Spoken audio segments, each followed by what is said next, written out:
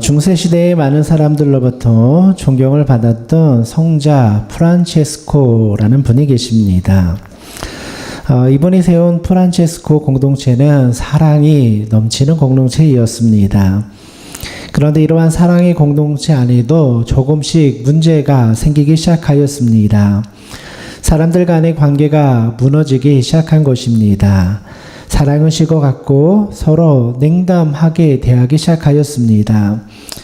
수도원에 있는 사람들은 이 문제를 해결하기 위해서 여러 가지 대안을 제시하기 시작하였습니다.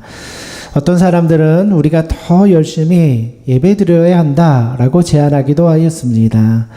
또 어떤 사람들은 예배드리는 형식을 한번 바꿔보자라고 말하기도 하였습니다. 또 어떤 사람들은 수도원의 훈련을 더욱더 강화해야 된다 말하기도 하였습니다. 또 어떤 사람들은 수도원의 규칙을 더욱 잘 지켜야 한다 말하기도 하였습니다. 많은 사람들이 이러한 저러한 의견을 내었지만 프란체스코는 아무런 말도 하지 않고 조용히 앉아 있었다고 합니다. 그때 어떤 사람이 프란체스코에게 의견을 물었습니다. 선생님은 우리가 어떻게 해야 된다고 생각하십니까? 그때 프란체스코는 이렇게 대답을 하였습니다. 다 쓸모없는 일입니다. 문제는 내 안에 교만이 남아있는 것입니다. 먼저 교만한 마음을 회개해야 합니다. 이렇게 말했다고 합니다.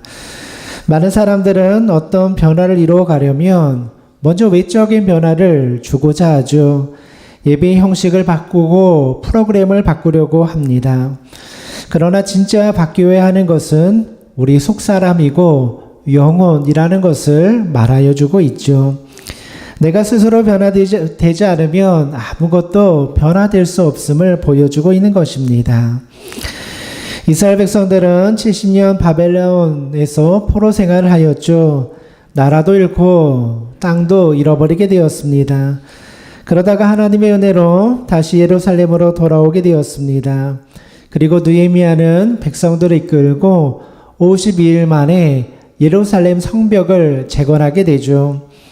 겉으로 볼 때는 대단한 일이었습니다. 나라가 회복되는 것 같았고 예루살렘 성도 다시 든든하게 서는 것 같았습니다.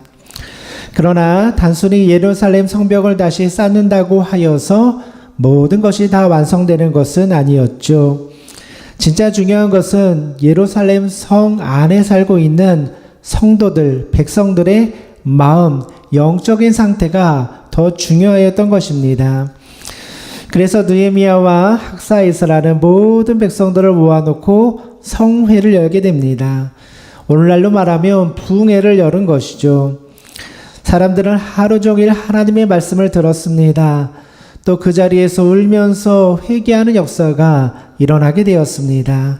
내적인 변화, 내적인 부흥이 일어나게 된 것이죠.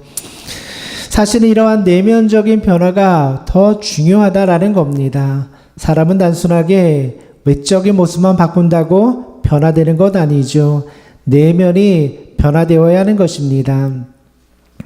또한 사람은 단순하게 눈물을 흘린다고 해서 회개를 당한 것도 아니죠.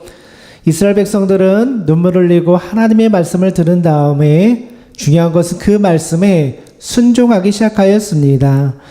성경을 읽고 말씀을 배우다 보니까 중요한 사실을 하나 그들이 깨닫게 되었죠. 하나님께서 지키라고 말씀하여 주었던 절기가 있음을 깨닫게 되었습니다. 하나님께서는 이스라엘 백성들에게 가나안 땅에 들어가면 초막절을 지키라 말씀하여 주었습니다. 초막절이라는 것은 이스라엘 백성들이 광야 생활할 때 초막을 지어놓고 생활하던 것을 기념하는 절기였습니다. 초막절이 되면 사람들은 광야로 나가서 초막, 텐트를 지어놓고 생활하게 되죠. 편안한 집을 놔두고 초막에서 생활하는 것이 얼마나 힘든 일이겠습니까? 이스라엘 백성들은 초막 생활하면서 하나님의 은혜가 얼마나 큰지를 다시 한번 기억하게 되었을 것입니다. 우리도 하나님의 말씀에 순종하기 위해서는 초막을 짓고 불편하고 힘든 곳으로 우리가 스스로 결단하고 들어갈 수 있어야 된다 말씀을 드렸죠. 순종이라는 것은 불편한 것을 내가 스스로 선택하고 들어가는 것이다 라고 말씀을 드렸습니다. 이스라엘 백성들이 이렇게 초막절을 지킨 다음에 자신의 죄를 이제는 본격적으로 회개하기 시작합니다. 성자 프란체스코가 말했듯이 진정한 변화는 내적인 변화, 내 교만을 회개하는 것에서부터 시작하기 때문이죠. 그래서 오늘 읽은 본문의 말씀을 보면 이스라엘 백성들의 회개의 고백이 나오기 시작합니다. 먼저 1절의 말씀을 보니까요, 이렇게 시작을 하죠. 그달 29날에 이스라엘 자손이 다 모여 금식하며 굵은 베옷을 입고 티끌을 무릅쓰며 라고 되어 있습니다. 1절의 말씀을 보니까요, 이스라엘 백성들, 이스라엘 자손이 다 모여 금식하여 라고 기록하고 있습니다. 이스라엘 백성들이 한 자리에 모여 있게 되었다는 것이죠. 그런데 중요한 것은 몇 사람만 모인 것이 아니라 모든 이스라엘 백성들이 다 함께 모였다라는 것이 중요한 것이죠. 어떤 사람들은 이 회개하는 운동에 어떤 사람은 참석하고 어떤 사람들은 관심 없는 것이 아니었다는 겁니다. 온 백성들의 마음이 하나가 되어가지고 같이 모여서 말씀 듣고 회개하는 운동이 시작이 된 겁니다. 또 그들은 금식을 하면서 회개하였다라고 성경이 기록하고 있죠. 여러분, 금식이라는 것이 무엇입니까? 금식은 내가 음식을 먹을 수 있는데 그것을 스스로 참는 거, 이게 바로 금식이라고 하죠. 하나님 앞에 너무나 간절한 마음이 있기 때문에 내가 음식까지도 참으면서 기도하겠습니다. 이것이 바로 금식이라는 겁니다. 그러니까 금식을 한다라는 것은 내가 스스로 절제하는 것, 내가 스스로 절제하는 것을 의미하는 것이죠. 내가 충분히 스스로 선택할 수 있는 것을 스스로 절제하는 연습을 하는 것이 바로 금식이라는 거예요. 이러한 결단이 있을 때 진짜 내 마음의 변화가 일어나는 것이죠. 나를 죽이고 하나님의 뜻을 구하게 되는 거예요.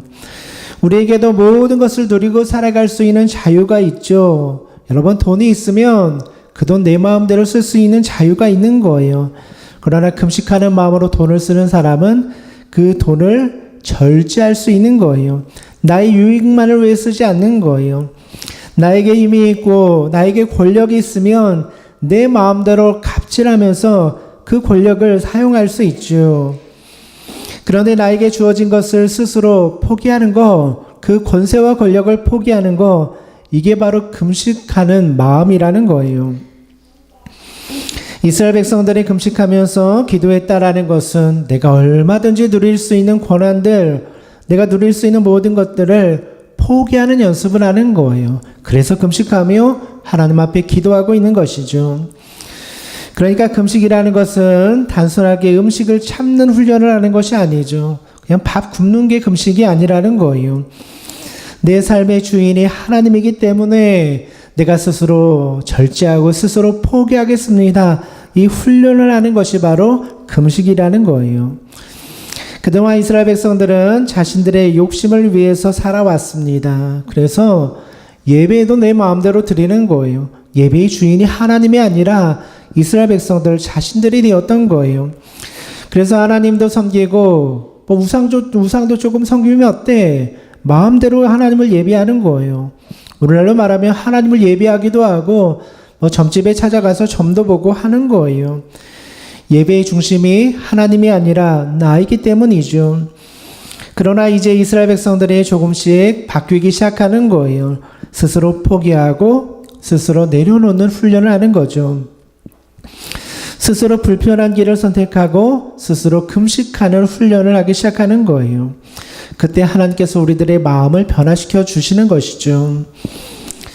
나는 죽고 예수로 사는 삶이라는 책을 보면 이러한 이야기가 하나 소개되어 있어요.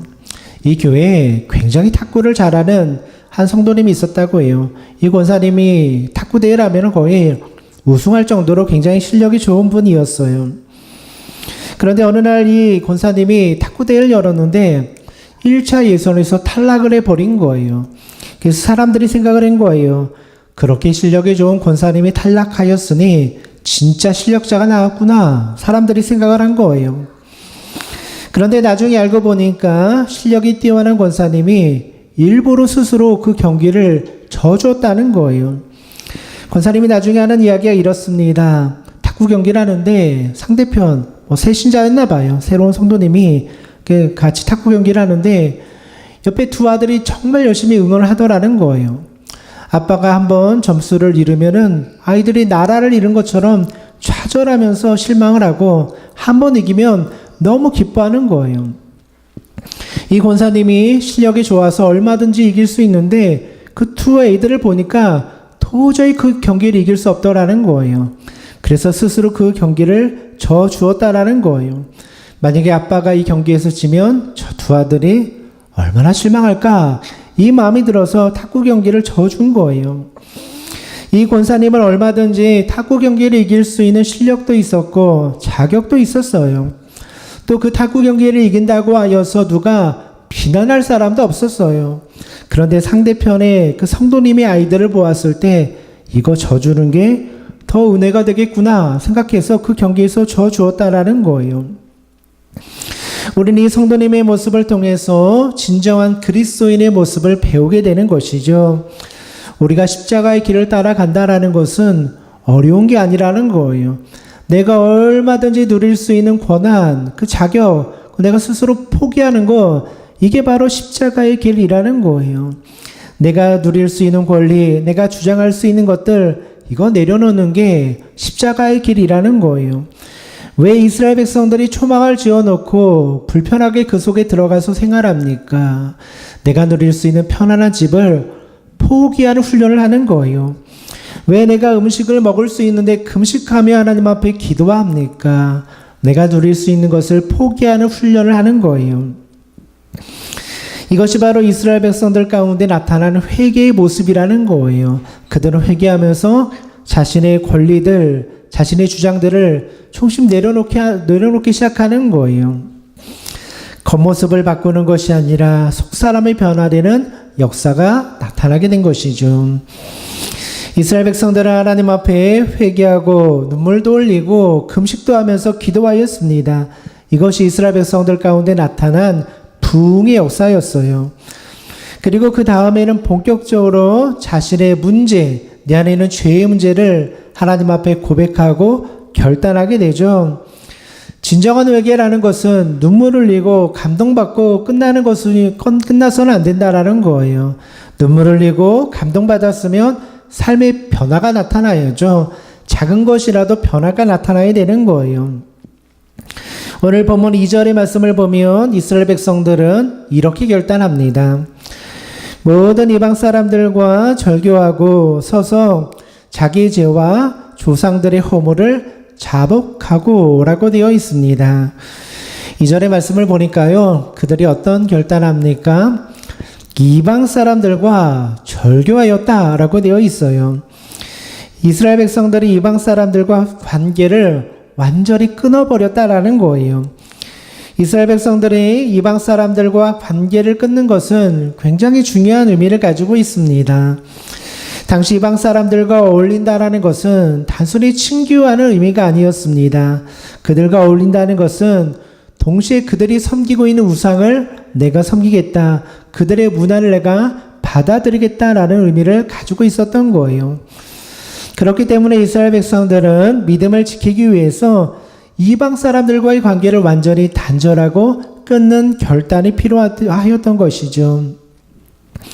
하나님께서는 이 말씀을 통해서 우리에게도 중요한 영적인 교훈을 주고 계신 것입니다. 여러분, 진정한 회개라는 것은 죄와 완전히 절교하는 것이라는 거예요. 죄를 완전히 내가 끊어버리는 거, 이게 바로 회개라는 거예요. 왜 우리들의 믿음이 자라지 못하고 열매를 맺지 못합니까? 과거의 죄를 완전히 단절해 버리지 못하였기 때문이에요. 하나님을 믿을 때는 내 마음이 뜨거워지는 것 같아요. 하나님 앞에 기도할 때는 내가 막 결단하는 것 같아요. 그런데 돌아서고 나면은 그 마음이 금방 식어버리는 거예요. 한때는 열심히 예배를 드리는 것 같은데 예배의 마음이 금방 식어버리잖아요. 한때는 기도 열심히 드리는 것 같은데 어느 순간에 기도하지 않는 내 모습을 발견하게 되잖아요. 왜 이렇게 결단이 오래가지 못합니까? 여전히 내 마음속에 세상적인 가치관, 세상의 마음, 사단이 주는 마음을 완전히 절단해버리고 끊어버리지 못했기 때문이에요. 우리가 정말 주님을 따르는 삶을 살아가기 원한다면 끊어버릴 것을 끊고 단절할 것을 단절해야 돼요. 그래야지 내 마음에 믿음이 자라기 시작하는 거예요.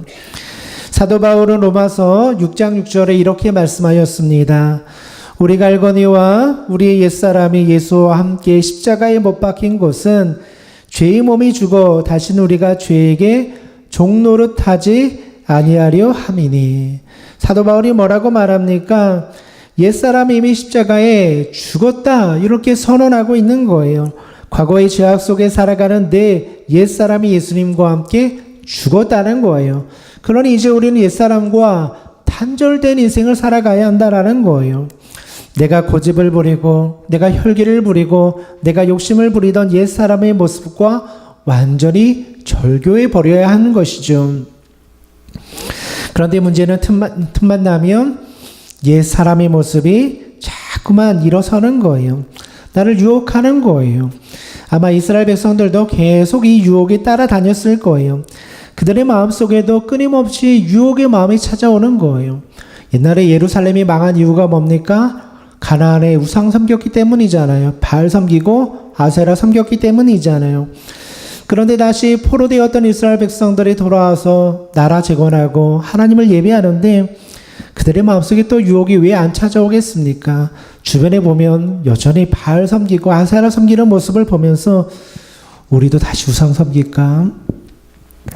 여러분, 이 우상의 의미가 무엇입니까? 가나안 사람들이 섬기는 이 바알의 의미는 풍요의 신을 상징하는 거예요. 쉽게 말해서 바알 섬기면 부자 된다라는 거예요. 그래서 이스라엘 백성들이 바알 신을 섬겼던 거예요. 가나안 땅에 들어가 보니까 가나안의 사람들은 바알 신을 섬기면서 농사 지으면 막 부자가 되는 거예요. 소출도 많이 늘어나는 거예요. 그래서 그때 이스라엘 백성들의 마음속에 유혹이 찾아오는 거예요. 야, 우리도 부자 되려면 바알 섬겨야 되는구나. 풍요의 신 섬겨야 되겠구나. 이 유혹이 찾아왔던 거예요. 이스라엘 백성들에게 왜 또 이러한 유혹이 안 찾아오겠습니까? 다시 찾아오는 거예요. 바알을 섬기고 싶은 마음. 그래서 하나님께서는 뭐라고 말씀하십니까? 가나안의 사람들과 절교해라. 그들과 다시는 어울리지 말라. 그들이 섬기는 바알신 뒤도 돌아보지 마라. 그렇게 주님께서 말씀하여 주고 계신 거예요. 오늘 우리들의 마음속에도 바알신의 유혹이 있다는 거예요. 여러분, 얼마나 세상에 유혹이 많습니까? 이렇게 한번 눈 감아봐. 부자 될 수 있어. 이렇게 한번 그냥 불의를 저질러봐. 부자 될 수 있어. 남들 한번 속여봐. 부자 될 수 있어. 이러한 세상의 유혹이 얼마나 많습니까? 세상 사람들처럼 방식대로 살아가. 그래야지 부자 되고 성공하는 거야. 세상 사람들처럼 공부해야 돼. 세상 사람들처럼 취직해야 돼. 얼마나 이러한 유혹들이 많이 있습니까? 세상의 바알신이 아직도 우리들을 유혹하고 있는 거예요. 그때 우리가 어떻게 해야 됩니까? 하나님을 믿는 우리들은 세상적인 방식에 대하여 절교할 수 있는 믿음이 있어야 된다라는 거예요. 아니야, 그거 아니야. 끊어버리고 하나님 말씀 붙잡고 살아갈 수 있는 믿음이 있어야 된다라는 거예요. 그런데 우리 마음이 항상 흐리멍텅하잖아요. 하나님을 섬기면서도 동시에 한쪽 손에는 바알을 섬기고 싶은 마음이 있잖아요. 교회에서는 말씀을 들으면서 말씀대로 살아가야지 하는데 세상에 나가면 여전히 세상의 가치관이 우리의 마음을 유혹하잖아요.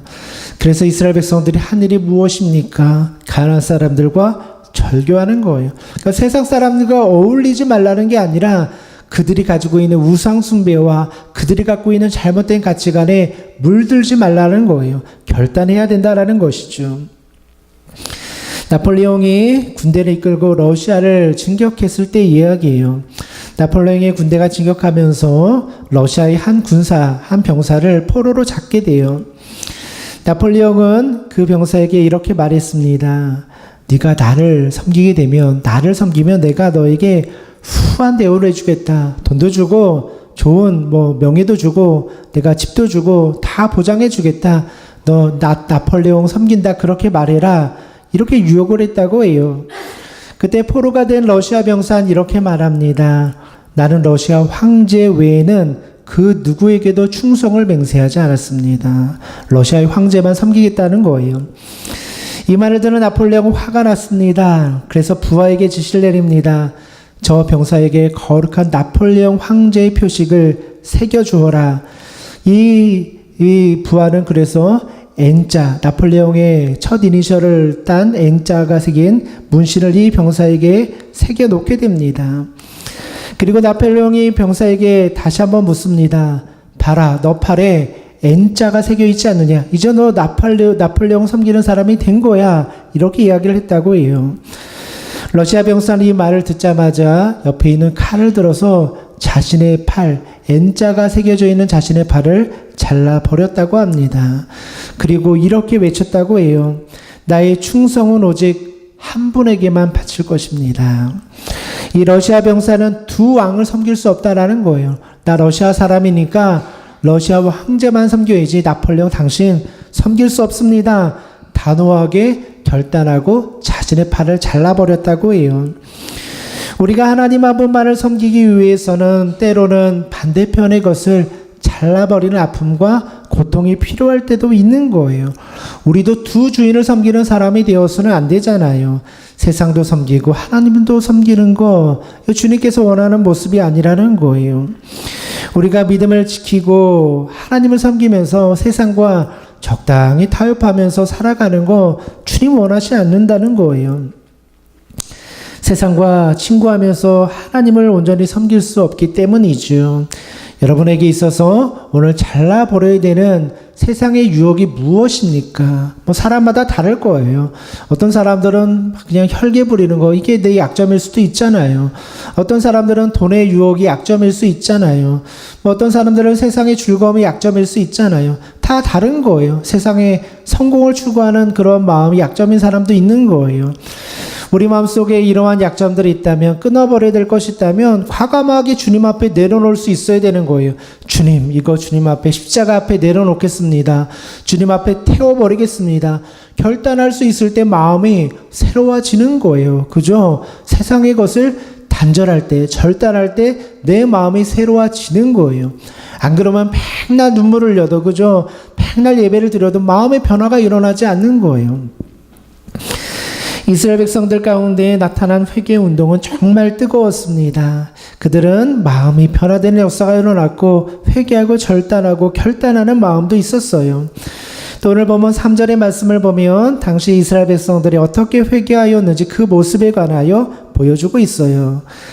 이날에 나 4분의 1은 그 제자리에 서서 그들의 하나님 여호와의 율법책을 낭독하고 나 4분의 1은 죄를 자복하며 그들의 하나님 여호와께 경배하는데, 여기 보니까 나 4분의 1이라고 되어 있죠. 낮이라는 것은 12시간을 의미합니다. 그러니까 12시간에 4분의 1이면 몇 시간입니까? 3시간을 의미하는 거예요. 그러니까 이스라엘 백성들은 3시간 동안 자리에 일어서서 무엇을 했습니까? 하나님의 말씀을 들었다고 해요. 하나님의 말씀, 설교를 들은 것이 아니라 말씀을 낭독하는 그 말씀을 듣고 있는 거예요. 3시간 동안 성경 봉독을 한다고 생각해 보세요. 얼마나 지루합니까? 근데 이스라엘 백성들은 3시간 동안 졸지도 않고 그 말씀에 귀를 기울이는 거예요.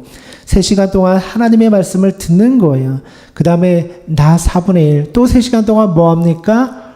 자복하고 회개하였다. 이렇게 말씀하고 있어요. 그러니까 3시간 하나님의 말씀을 듣고 3시간 하나님 앞에 기도하는 거예요. 말씀을 듣고 그 말씀에 빛을 비추어서 말씀대로 내가 살지 못한 거 있으면 3시간 동안 하나님 앞에 회개하고 있는 거예요. 이게 이스라엘 백성들 가운데 나타난 회개 운동이라는 거예요. 이스라엘 백성들이 하나님 앞에 회개할 때 그들은 다른 거 가지고 회개하지 않았어요. 말씀을 읽고 회개했다는 거예요.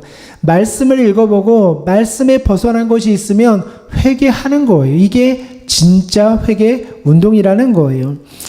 이스라엘 백성들은 그냥 감정적으로 회개한 게 아니에요. 하나님, 내가 잘못한 거 있는 것 같은데요. 막 짠해서 회개한 게 아니에요. 회개할 때 하나님의 말씀 앞에다 회개했다라는 거예요. 감정적으로 회개하는 사람들은 금방 그 마음이 식어버릴 수 있어요. 한때는 막 뜨겁게 하나님 부르다가 그 감정이 식어버리면 냉랭해지는 사람들 많이 보잖아요. 감정으로 회개해서 그래요. 그런데 이스라엘 백성들은 감정으로 회개한 것이 아니라 말씀의 빛 앞에 회개하였다라는 거예요. 그러니까 말씀 앞에 내가 잘못하고 있으면 고쳐나가는 거예요. 여러분, 우리들의 삶의 방향을 바꿔주는 것은 다른 것 아니라는 것이죠. 하나님의 말씀이 들려질 때 삶이 변화되는 거예요. 그럼 말씀 붙잡고 살아야지 회개도 할 수 있는 것이고, 말씀 붙잡고 살아야지 삶이 변화되는 능력이 나타나는 거예요. 내가 좋은 생각하고 내가 결단한다고 변화되는 게 아니라 하나님의 말씀이 내 안에 들어와야지 내 삶을 변화시키는 거예요. 그래서 믿음 생활을 잘하는 사람은 말씀 중심에 서는 거예요. 말씀을 철저하게 듣고 말씀을 철저하게 묵상하고 말씀을 철저하게 붙잡고 기도하면 믿음이 생겨나고 변하는 역사가 나타나는 거예요. 그런데 제가 강조하잖아요. 많이 말씀을 드렸잖아요. 하나님의 말씀이 내 안에 들어오기까지는 결코 쉽지 않다라는 거예요. 묵상하고 그 말씀 붙잡고 애를 쓰며 기도하고 그 말씀의 뜻을 알기 위해서 붙잡고 나아가지 않으면 말씀이 내 마음에 들어오지 않아요. 여러분들이 주일날 이렇게 한 시간 예배드리고 돌아가서 일주일 동안 하나님의 말씀 펴보지 않으면 절대로 그 말씀이 내 마음속에 자리 잡을 수 없어요. 월요일날 아침을 시작하면 다시 말씀 펴고 묵상해야 되는 거예요. 주일날 들었던 말씀을 묵상하든지 시편을 묵상하든지 마태복음부터 묵상을 하든지 말씀 읽어야 되는 거예요. 묵상해야 되는 거예요. 처절하게 말씀 붙잡고 살아가지 않으면 말씀이 내 마음을 자리 잡지 못하는 거예요. 그래서 그리스도인들이 열심히 예배는 많이 드리는데 삶의 변화가 나타나지 않잖아요. 말씀을 붙잡지 않기 때문이에요. 중요한 것은 오늘날 하나님의 말씀을 정확하게 듣고 정확하게 해석하고 정확하게 붙잡고 살아가는 게 너무나 중요한 시대가 되었어요. 오늘날 인터넷 설교 얼마나 많이 있습니까? 어디든지 기독교 방송 틀면 말씀 많이 들을 수 있잖아요. 그런데 오늘날 이 교회가 굉장히 영적으로 어두워져 있는 것 같아요. 하나님의 말씀을 잘 분별하지 못하는 사람들이 너무 많이 있어요. 지난 주간에 그 뉴스, 굉장히 인터넷에서 그 화제가 되었던 뉴스가 있어요. 유명한 가수이자 프로듀서이자 이렇게 가수들을 키우는 그러한 그 회사의 이제 그 가장 큰 리더 같은 사람인데요. 이분이 이제 예수님 믿고 변화된 게 인터넷에서 큰 뉴스거리가 됐어요. 근데 왜 이렇게 뉴스거리가 되었나 보니까 이 사람이 변화가 되어서 이렇게 성경 공부 모임을 인도했대요. 그런데 그 모임이 구원파 모임이다. 이렇게 이제 어느 기사에서 기사를 쓴 거예요. 구원파와 연관이 있다. 막 조사를 해가지고 쓴 거예요. 그래서 인터넷에서 논란이 되는 거예요. 구원파도 아니다. 논란이 많이 되고, 또 한편에서 어떤 사람들은 그렇게 또 이야기를 해요. 한 사람 예수님 믿고 구원받았는데, 구원파면 어떻고, 아니면 어때? 그냥 그거 예수님 믿고 구원받은 거에 대해서 칭찬해주고 격려해줘야지. 그렇게 말하는 동료들도 있었어요. 이렇게 말하는 사람, 저렇게 말하는 사람, 막 논쟁이 불붙었어요. 그러다 보니까 본인 당사자가 그 다음날 자기가 예수님 믿고 변화된 간증문을 이제 인터넷에 올린 거예요. 저도 한번 쭉 읽어봤는데요. 그전에는 예수님 믿으려고 성경도 연구하고 이스라엘에 가서 몇 년씩 살면서 성경 공부도 했대요. 믿어지지 않다가 어느 날 하나님의 말씀을 읽다가 우리가 변화됐다, 우리가 죄사함 받았다는 그 말씀 구절을 보면서 나도 여기에 포함되는구나 라는 깨달음이 있어가지고 그때 구원의 확신을 얻었대요. 내가 변화되었구나. 간증문을 쭉 쓴 거예요. 그래서 감사한 마음이 있더라고요. 그렇게 예수님을 열심히 찾던 사람이 성경 말씀을 통해서 변화받고 구원받은 게 얼마나 감사한 일이에요. 그런데 그 간증문을 올린 이유가 뭐냐면 나는 그 구원파가 아니다. 이것을 위해서 이렇게 간증문을 올려놓은 거예요. 저도 쭉 읽어봤는데 그 간증문 속에 문제가 있긴 있더라고요. 쭉 읽어보니까 구원파에서 말하는 그런 교리나 그런 가르침들이 거기에 많이 녹아 있어요. 그럼 구원받은 거 참 감사한 일이잖아요. 그런데 안타까운 건 뭐냐면 그 구원을 이끌어줬던 사람들 중에 구원파나 이런 교리를 가리키는 사람들이 많이 있었던 것이 그 간증문에 녹아 있는 거예요. 말씀을 편협하게 읽고 편협하게 해석하는 모습이 그 간증문 안에도 있는 거예요. 그러니까 본인은 나는 구원파가 아니다 라는 의미에서 간증문을 올려놓았는데 사실은 그 안에도 구원파의 교리가 녹아 있는 것을 본인은 몰랐던 거예요. 그 모습을 보면서 저는 굉장히 안타깝더라고요. 한 사람이 변화되고 정말 오랫동안 말씀 붙잡고 그러다가 예수님 만나게 되었는데 정말 좋은 교리를 가르치고 좋은 정통적인 교회에서 구원받고 예수님 믿었으면 얼마나 좋을까. 주변에 구원파가 많이 있었나 봐요. 주변에 만나는 사람들이. 그러다 보니까 나도 모르게 그러한 교리를 듣게 된 거예요. 제일 문제가 뭡니까? 구원파. 구원 한번 받으면 절대로 변하지 않는다는 거죠. 어떤 행위에도 그 구원은 절대로 늘리지 않는다는 거예요. 그게 구원파의 가장 큰 문제가 되는 교리인데 그런 게 쫙 녹아 있는 거예요. 오늘날 수많은 사람들이 하나님의 말씀을 들을 수 있는 환경 속에 살아가잖아요. 그런데 또 한편으로는 그 말씀을 정확하게 읽어내지 못하는 사람들도 굉장히 많이 있더라는 거예요. 주변에 얼마나 많은 이단들이 많이 있고 얼마나 우리들의 믿음을 혼탁하게 만드는 사람들이 많이 있습니까? 이러한 시대 가운데 우리는 말씀이 많이 있다고 마음을 놓고 살아가서는 안 된다라는 거예요. 이럴 때일수록 하나님의 말씀을 더욱더 파고들고 하나님 말씀 붙잡아야 된다라는 거예요. 많이 읽고 많이 듣는다고 좋은 것이 아니라 정확하게 읽고 정확하게 해석할 수 있는 눈도 있어야 되는 거예요. 여러분들이 하나님의 말씀을 정확하게 읽고 있으면 이단적인 내용이 들리면 분별이 딱 돼요. 아, 이게 잘못됐구나 알 수 있어요. 근데 여러분들이 말씀으로 잘 훈련이 되어 있지 않으면 흐리멍텅하면 속아 넘어가는 거예요. 이 말씀 제시하고 저 말씀 제시해서 막 성경 공부한다고 현혹시키면 다 넘어가 버리는 거예요. 무엇보다 이런 시대 가운데 말씀으로 잘 무장하는 게 중요하죠. 이스라엘 백성들이 회개할 때 다른 거 가지고 하지 않았어요. 말씀 3시간 읽고 말씀 3시간 하나님 앞에 회개했다라는 거예요. 사랑하는 성도 여러분, 부흥이라는 것은 다른 것으로 오는 것 아닙니다. 말씀으로 내 마음을 비추어볼 때 부흥의 역사가 임하게 되는 것이죠. 오늘 여러분들의 마음속에도 말씀으로 잘 다져가지고 아름다운 믿음의 열매를 맺으시는 우리 모든 믿음의 성도님들 되시기를 주님의 이름으로 축원드립니다.